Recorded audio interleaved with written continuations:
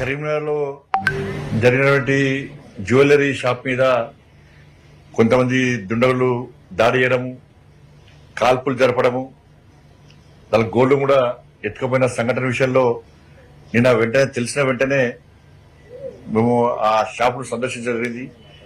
ఆ జరిగిన సంఘటన ప్రాంతాన్ని కూడా పరిశీలించడం జరిగింది. పోలీసు అధికారులతో మాట్లాడడం జరిగింది. ప్లస్ షాప్ యజమానితో కూడా మాట్లాడడం జరిగింది. సరే, దానిలో ఎవరైతే గాయపడ్డారో ఆ పేషెంట్స్ ను నిన్న మొత్తం సర్జరీ అయింది.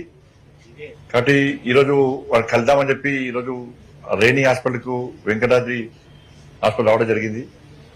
అవుట్ ఆఫ్ డేంజర్, వాళ్ళకి ఎలాంటి ప్రాణాపాయం లేదన్న విషయాన్ని డాక్టర్ స్పష్టం చేయడం జరిగింది. ఆ సేల్స్ మేనేజర్ కు బ్రెయిన్ కు బుల్లెట్ జరగడము, ఆ బుల్లెట్ వెంటనే టైంకు వచ్చి దాన్ని తొలగించడం వలన ఆయన ప్రాణాపాయం బయటపడ్డాడు. మిగతా మధుకర్ కూడా ఈ భుజం ద్వారా, షోల్డర్ ద్వారా బుల్లెట్ రావడము, జస్ట్ కొంచెం అయితే హార్ట్ తలిగే ప్రమాదం ఉండే. వెంటనే డాక్టర్స్ సర్జరీ చేసి అందరు కష్టపడి డాక్టర్స్ టీం వర్క్, రేణి హాస్పిటల్ కానీ వెంకట హాస్పిటల్ టీం వర్క్ ద్వారా వీళ్ళందరినీ కాపాడడం, మెడికోలో కూడా ఉన్న పేషెంట్స్ అందరూ కూడా టీం వర్క్ ద్వారా వాళ్ళని కాపాడడం నిజంగా డాక్టర్స్ అందరు కూడా, డాక్టర్స్ కు సిబ్బందికి నిజంగా మా అందరి తరఫున వాళ్ళకు హృదయపూర్వక కృతజ్ఞతలు, అభినందనలు కూడా. ఆ టైంకు వాళ్ళు వెంటనే రెస్పాండ్ అయ్యి సర్జరీ చేయడం అనేది మామూలు విషయం కాదు.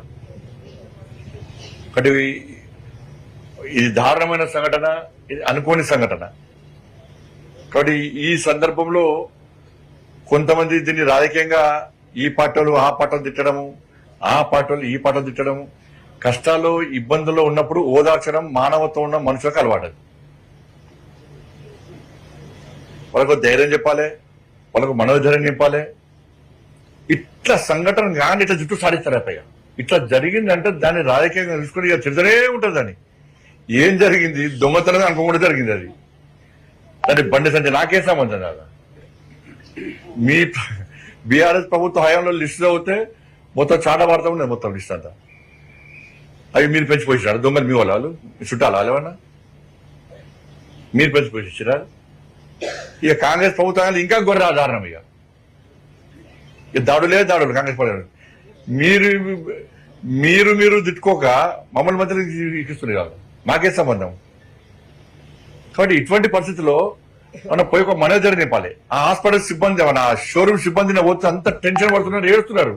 ఆ టైంలో బయటకు వచ్చి మీడియా ముందు తిడితే నా కిరీటం వస్తుంది, మొత్తం నెత్తిలో కిరీటం వస్తుంది. ఆ రోజు ధైర్యం చెప్పాలి.